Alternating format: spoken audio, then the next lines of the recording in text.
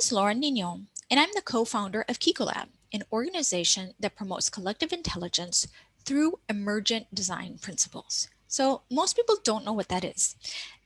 That's because it's not a thing. Design for emergence is a really different way of looking at problem solving because it's based on designing from the bottom up instead of from the top down, like it's usually done. Now, we look at design from the point of view of the environment itself.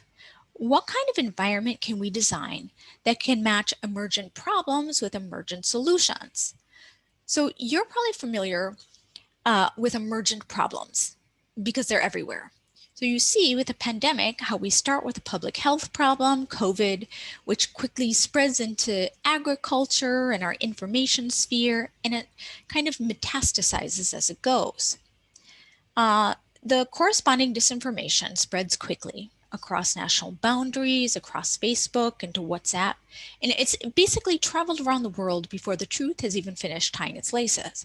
So emergent problems, that is a thing that people know about. But emergent solutions and how we design them, that's on very few people's radar. So this is a critical component of what is called collective intelligence, which is the intelligence of a group to be able to make sense of a situation. So this involves co-visioning solutions, making decisions on what solution to choose, and then to actually do stuff together collaboratively without spontaneously bursting into flames. So humans are fairly good at doing stuff together in the context of this top-down hierarchy, when it's clear that there's someone at the top with the most power who can tell everyone else what to do. But we're reaching a point in humanity when that level of intelligence simply isn't enough, and our collective problems are becoming too complicated and are overwhelming our existing systems. So on a personal level, you might feel like you're drowning in an information overflow. So you have so many emails and chats and channels and messages coming at you that it's harder and harder to assess what is important and what's extraneous. On a political level, this means that we're so bombarded with crap that we focus on what Trump said about Meryl Streep and forget all about the bill that's going through Congress.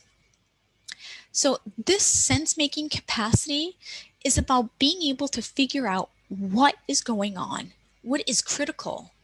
And we're losing the ability to even figure out what our biggest threats are, let alone have the ability to work together to solve these problems. So that's what collective intelligence is all about. Tom Atlee, the architect of wise democracy, says that when he mentions collective intelligence, everyone just kind of stares at him blankly. But yet, everyone seems to know what co-stupidity is. So that's when you use collective intelligence to do dumb stuff together, like the Nazis or QAnon or Zoom bombers. But if you want a bunch of people to get together and take wise actions that are for the benefit of generations to come, well, good luck with that, because there's not a lot of information on how to do that. Very few people have been studying it. And honestly, there's almost no funding set aside for how we can produce wisdom at scale. So nature has developed some systems that we can emulate, but this involves thinking in a really different way than we do now. Modern science has been telling us that within ecosystems, there's this incredibly rich communication systems with fast feedback loops. And this is what Nora Bateson has called semanticy, or mutual learning. And this intelligence, if you can believe it, might be even smarter than financial markets.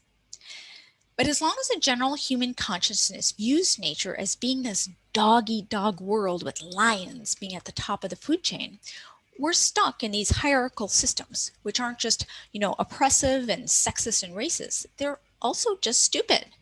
So as we head for climate collapse, we need better complex adaptive systems that can respond much more quickly to emerging disasters.